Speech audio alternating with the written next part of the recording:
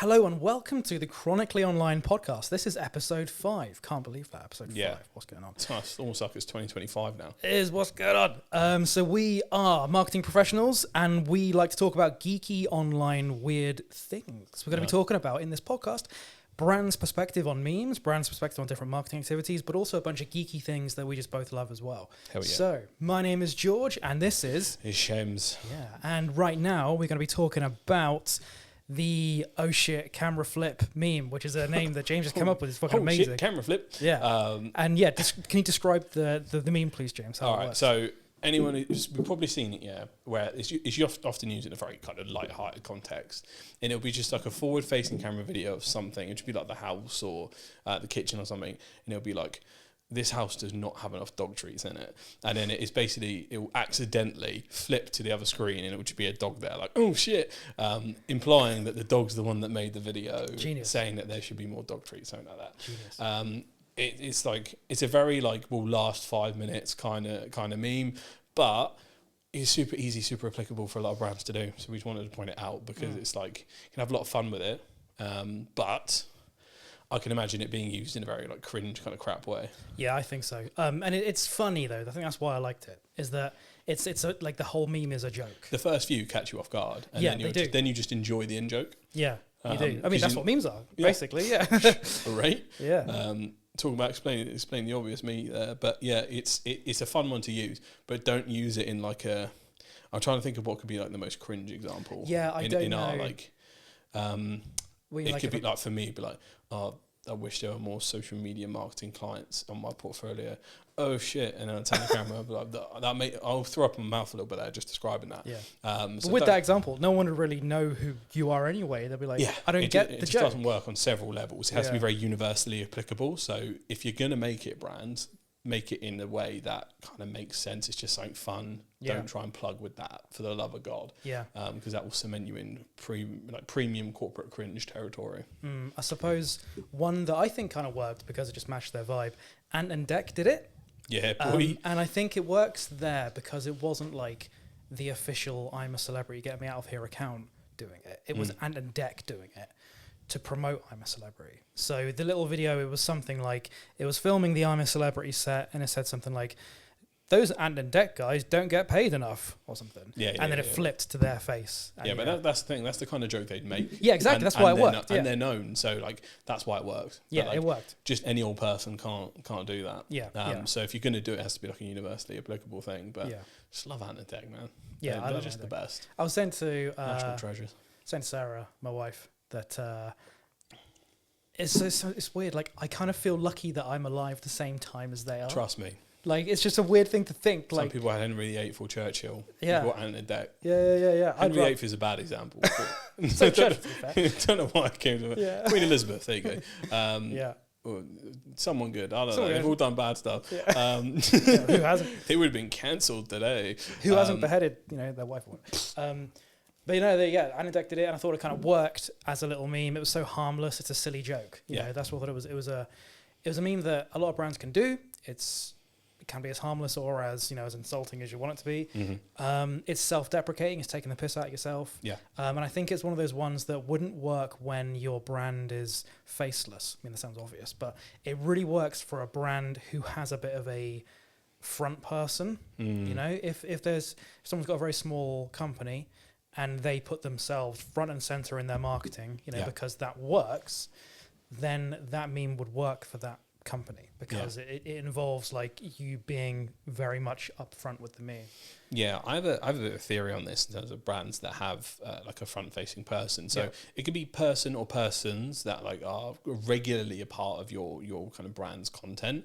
And it's more of in the case of there can be a recurring series of faces. I often like to describe it to brands I'm working with, think of The Office, Jim, Pam, everyone else. Sure. If they pop up a lot, people will then start to recognise those people.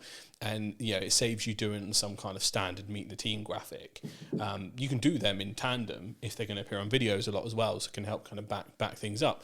But I'm now having this theory where, 2025 will definitely see absolutely ruthless authenticity from a lot of different brands. Right, because I can see that, brand trust is so low right now.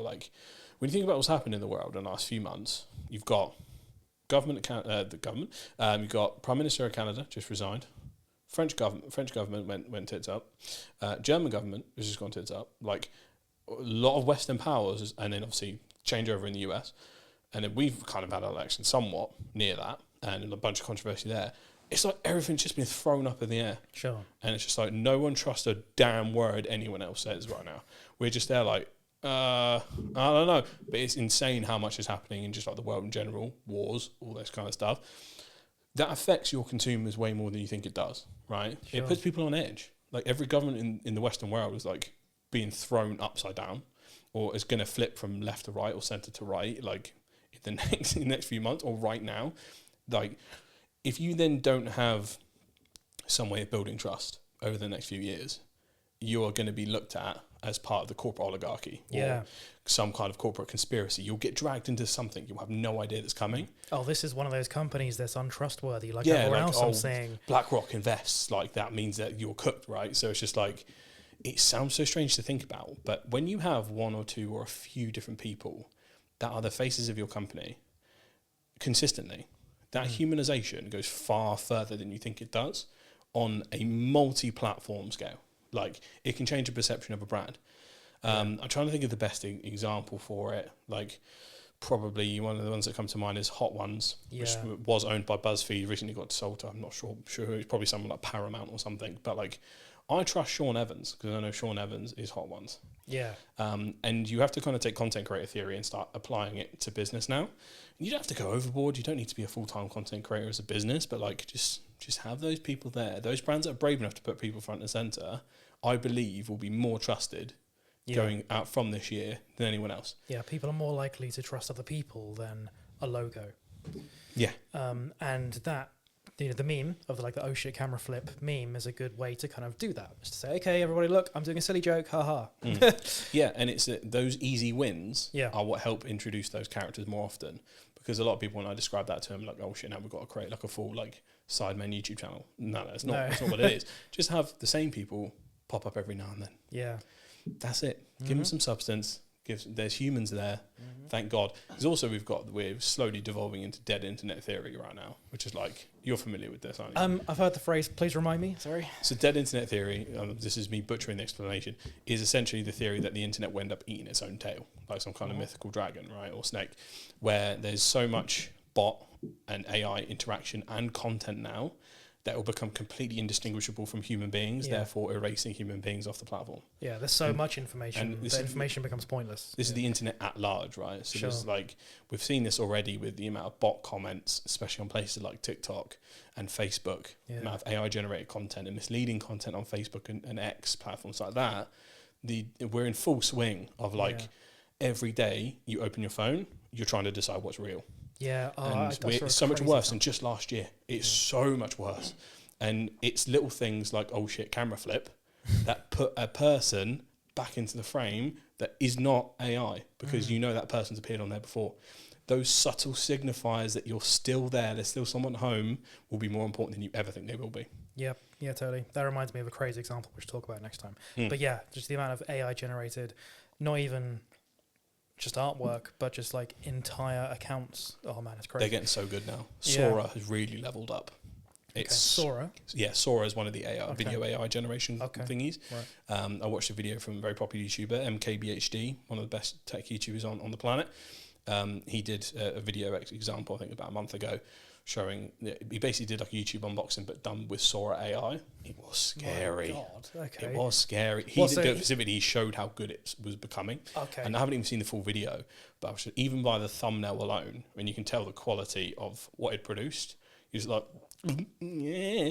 And more and more I'm seeing channels use AI segues, or like when we make a random example, so like, I don't know, when pigs fly, I've seen a lot of YouTubers then immediately go to some kind of AI generation tool for a pig flying. Yeah, of course. And then instead of finding an actual piece of art or something, they're just using that now. Yep. Negative comments all around, by the way, whenever they do that. But I think eventually, if they just keep doing it, people are going to stop asking. Crazy. Well, you say Hot Ones, they're a good example of Sean Evans, good example of a person being front and center of a brand. Leads me on to the next kind of marketing point of this episode, and that is interviews being in different locations, different contexts. And there's one TikTok profile I found called Get Better with Chris. And Chris does an interview with someone whilst running a 5K. So we'll have his phone up like this and just be like running and interviewing, chatting with someone right there. Impressive in its own right. Yeah, Chris. incredible. Shouts I couldn't do that.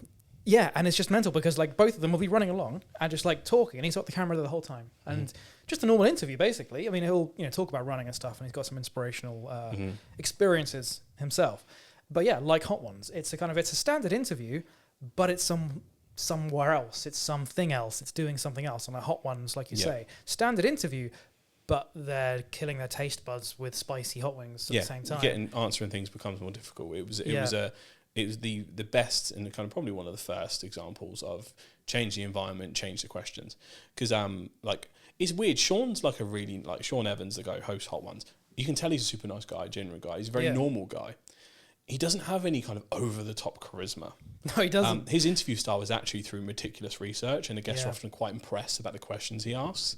But he's not your late night host, your Conan, your Jimmy Kimmel. Like, they're personality based interviewers. It's a very different thing. And those guys are all bloody ex comedians. Yeah, so it's like there's like a completely different skill set to have, and they knew that it could have been anyone really that did Hot Ones, but Sean is becoming endearing because he's a very authentic dude. He hasn't changed since day one, and it's impressive how we can handle the spice. So that definitely helps. But just the element of adding in eat hot wings while you do it wins. Yeah. Like any environmental change gives a new context to a show. Yep. So running, I'm guessing he asks questions very similar to like Diary of a CEO. They're very motivational, businessy. Not necessarily businessy, but motivational. Yeah. So that's usually done in a sit-down studio. Yeah. Like I guarantee you, if we this time next week had this exact same conversation, but we both did it in a bathtub, 10x views. Yeah, of course we would. Yeah. Like the bathtub could be empty, but if we're just sat in a bathtub, absolutely. or if we're sat, we did this in like an abandoned Boeing or something. Yeah. Like it's just change the environment, change how you do things. Like as a brand, if you sell cars, do a podcast in the backseat of your car. Yeah.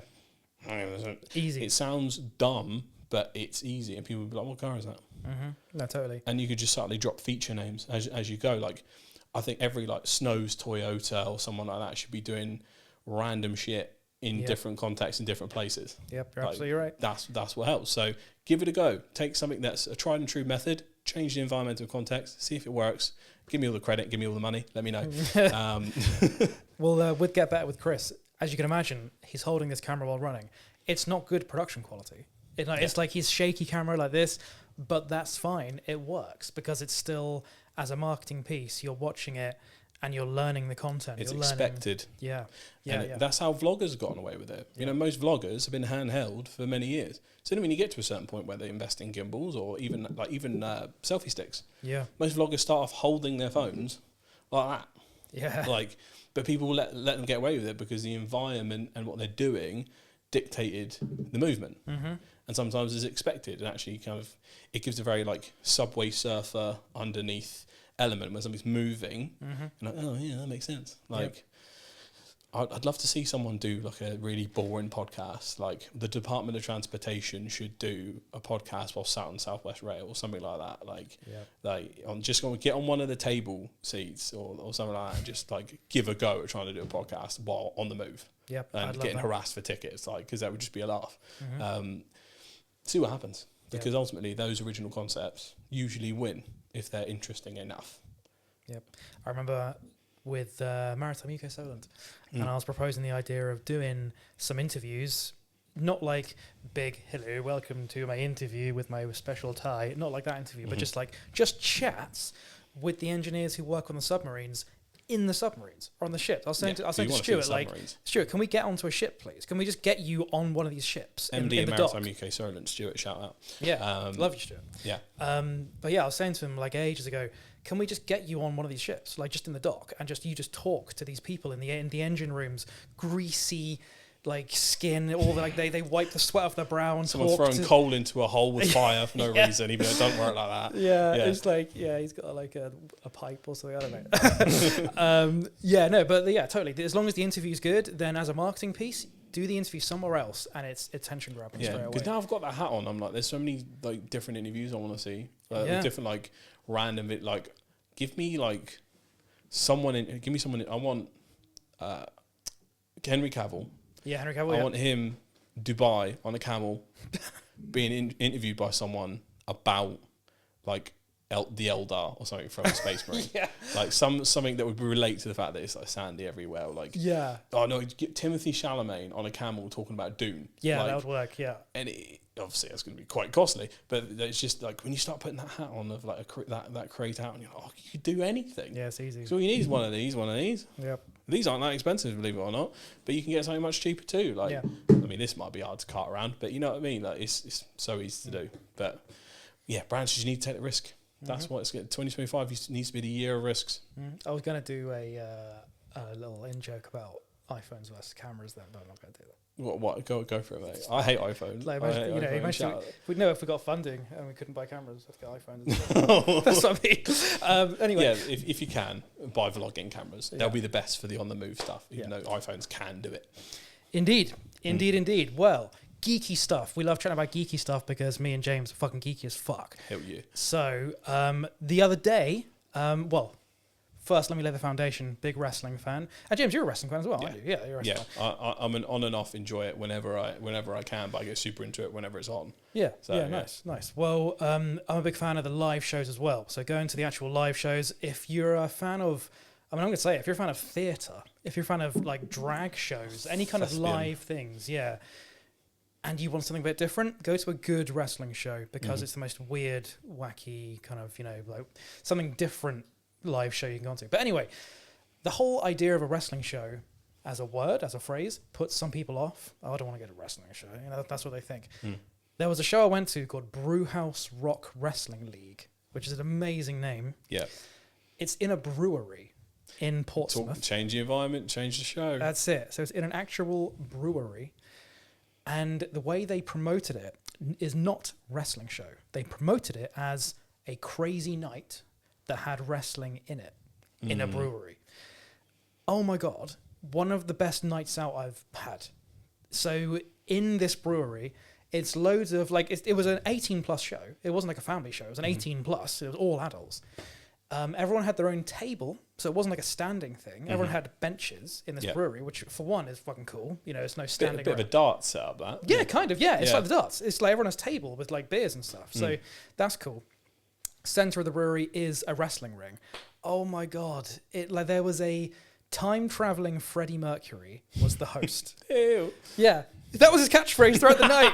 We were taking the piss because he kept on saying, "Ew."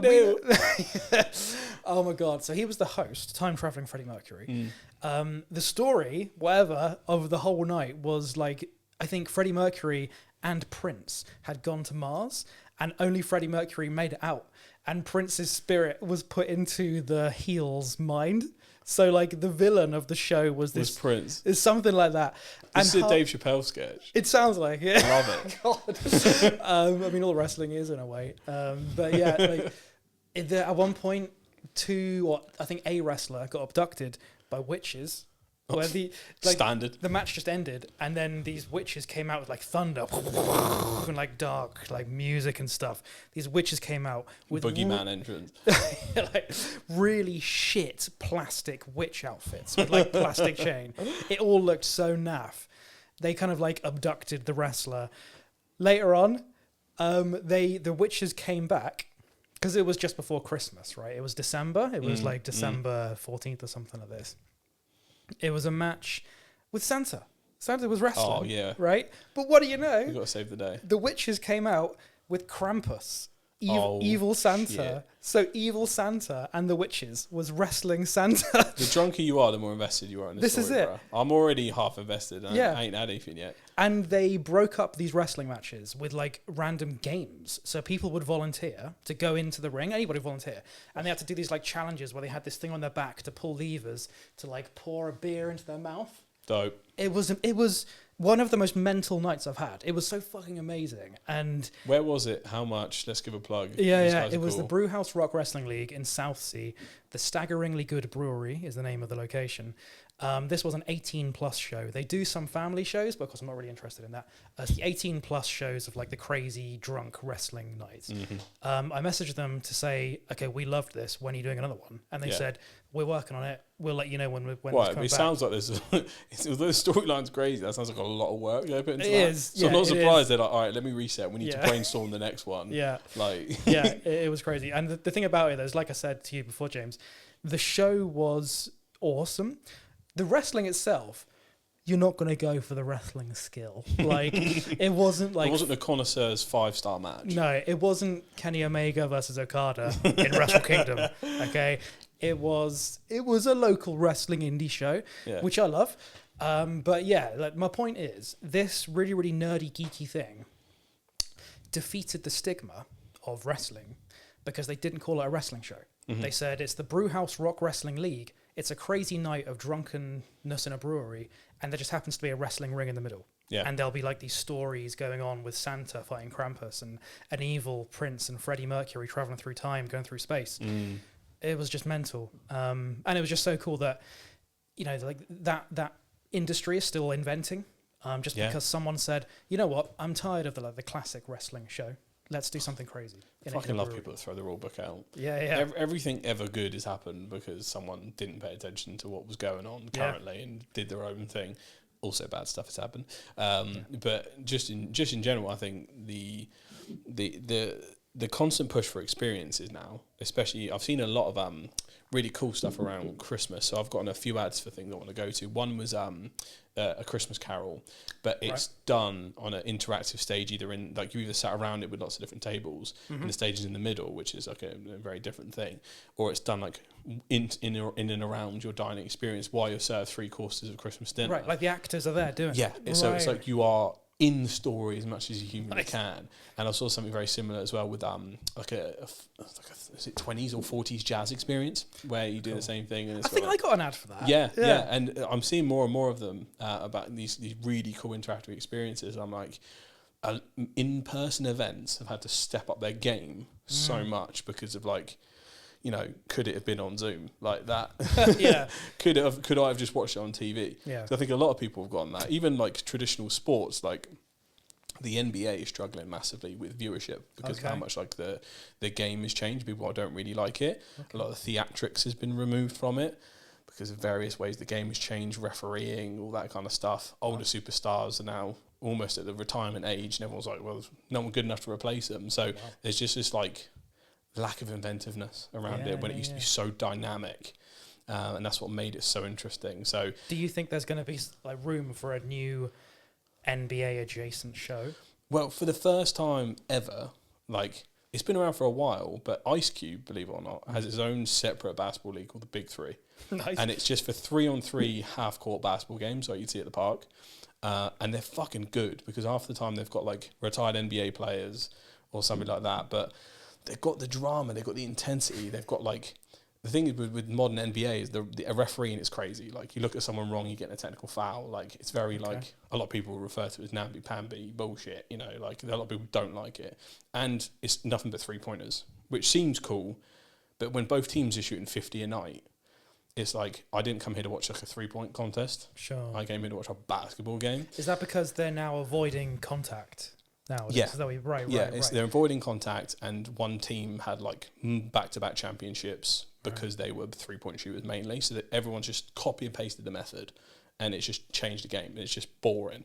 But even the NBA, the National Basketball Association, one of the biggest sporting things on the planet, is struggling for viewership and in-person attendance because they thought they were too big to fail and they haven't changed. So even if it's happening at the local show level, in-person experiences are getting better than ever, but they're probably like not getting the viewership that they deserve. Yeah. So it's just a case of get out and go see some shit, man, because it's just everyone's leveling up their game, man. Yeah. And it means as well you can kind of try and catch things at the right time. So I think I'm catching this Brewhouse Rock Wrestling League at the right time because like the show was a massive success, but they're going to do another one. So I don't know how big it's going to get. Because the last one I went to was Rev Pro.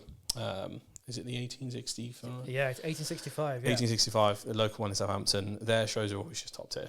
Like the wrestling quality is really cool. Yeah, there. excellent wrestling quality, no doubt. Yeah, and it's just good stories as well. Like it's just good fun. It's just good fun. And wrestling is always better than you think it's going to be when you arrive. Yeah. You always get way more invested than you think you do, especially when they come out into the crowd and they do stuff. Like it's so good because you'll look at it skeptically at first. Anyone who's not done wrestling or seen it before, telling you it'd be the best thing you've ever done in your life. Yeah, well, let's hope so. Let's hope it gets more popular. So that, I'm thinking we're calling it an episode right there. I think we should, because otherwise we'll never stop. I will never stop talking about wrestling. I will never stop. I can't stop. We can't end without talking about WWE coming to Netflix. That's crazy. Though. I'm watching it tonight because it was on 1 a.m. this morning, which is live in America at 7 p.m. in their world. Yeah. Talk about a deal. So Monday night, is it just Monday Night Raw? I'm not sure if they do SmackDown separately now. Still. And NXT. And NXT. So all of the WWE's main shows are going to be on Netflix from now on, like live sports. You know what's mental?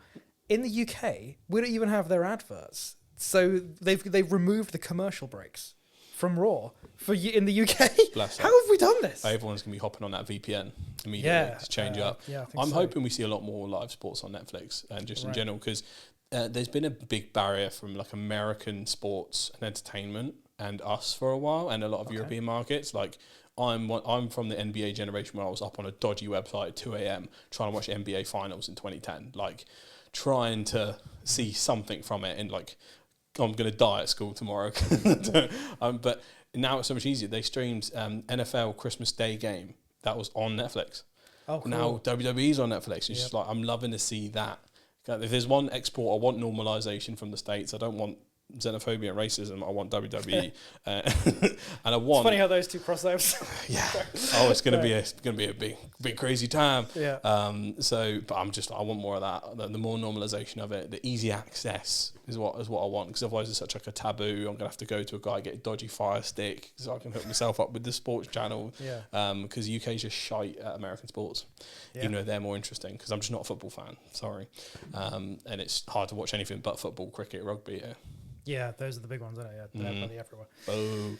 Yeah, well, hopefully the WWE Netflix deal will be fun. No, I think it will massively increase the popularity of it, because now the whole new gen is going to be exposed to it. Yeah, I hope so. It's got to be good, though. That's the thing. Because the reason that AEW started is because WWE became really fucking shit 10 years ago.